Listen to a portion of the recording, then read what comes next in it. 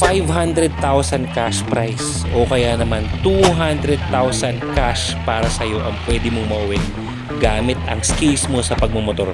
Ano, kakasaka? Ako, sinubukan ko na. Pag tinalo mo yan, baka ikaw pa manalo ng papremyo. Game ka? Sabi ko, hindi biro yun ha. Hindi biro.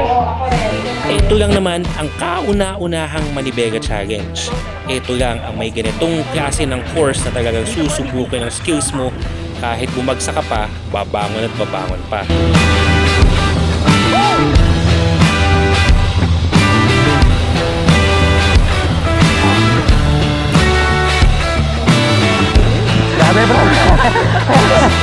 Magandang labanan ng skills to.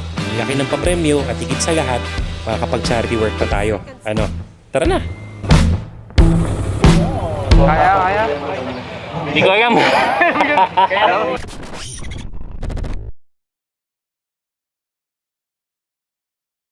You got me feeling like fireballs high in the sky.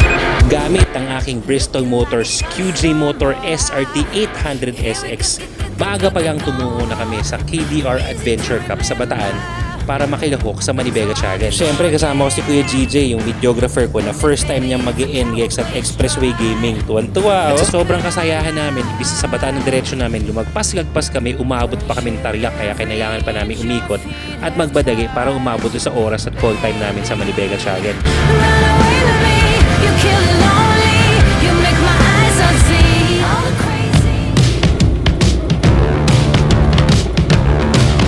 At hindi naman nagtagal, nakarating na tayo dito sa KDR Adventure Camp. Isa tong malaking space camp para sa inyong pamilya. May mga coffee shop din dito, pero this time ang pinunta natin dito ay ang Manibela Challenge Obstacle Course.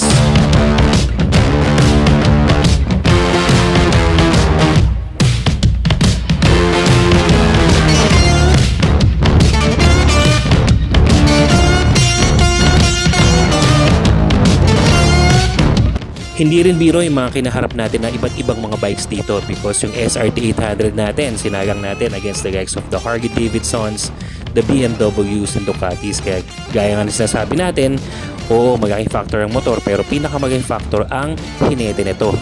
Rider pa rin talaga magpapanalo sa mga ganitong type ng event at mga obstacle course at mga competition katulad nito. At dahil first time kong ginagamit itong motor ko na to since naiuwi namin to at first time ko rin sasabak sa ganitong tipo ng kompetisyon, syempre pinanood ko muna sila habang naghahanda ako ng turn ko naman. Wala talaga sa plano to pero sige, sabak na tayo.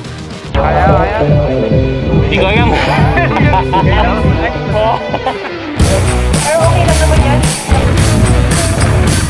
Kainitan ng araw ay sumabak na nga tayo at para sa akin yung mga first few obstacle course lalo na itong mga tight turns na to katulad ng mga figure 8 ang pinaka-challenging para sa akin. Yes, first time kong ma-drop ang motor ko na to na bagong-bago. Pero syempre, hindi yan dahilan para sumuko. Sa puntong to, laban lang, tuloy lang tayo. Ang mahalaga, lumalaban at hindi sumusuko.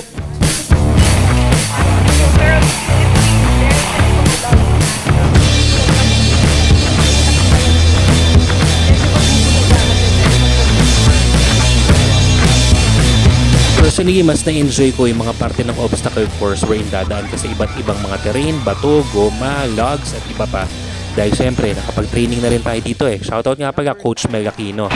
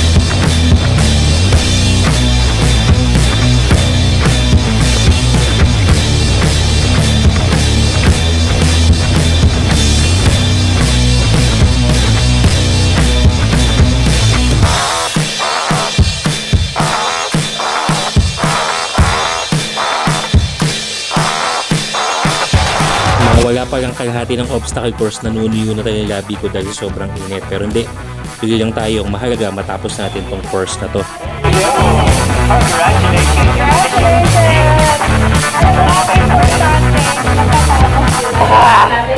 Sabi ko, hindi biro yan ha. Hindi biro. Straight na payat na yung ano ko. Ang hirap ng mga tight turns sa ganito. Pero ano SRT. Partida first time ko pa lang ito gamitin. Slow turns. Sabi ko naman nalagpasan natin yung challenge. Diba? Hindi top of the line or top of the class. Pero naglagpasan natin yung challenge. Okay itong bike na to. Okay itong bike na to.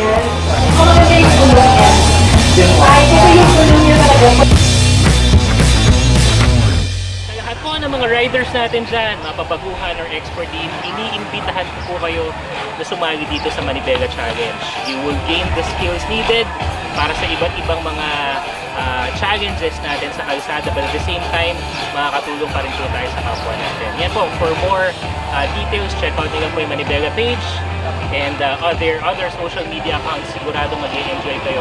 Sa totoo lang po, ako ay walang balak na sumapak sa course na to. Sabi ko magko-cover lang ako, pero naengganyo ako sa course, kaya ayan, sumayang na po tayo, tawa ng Diyos yan. Naka-finish na.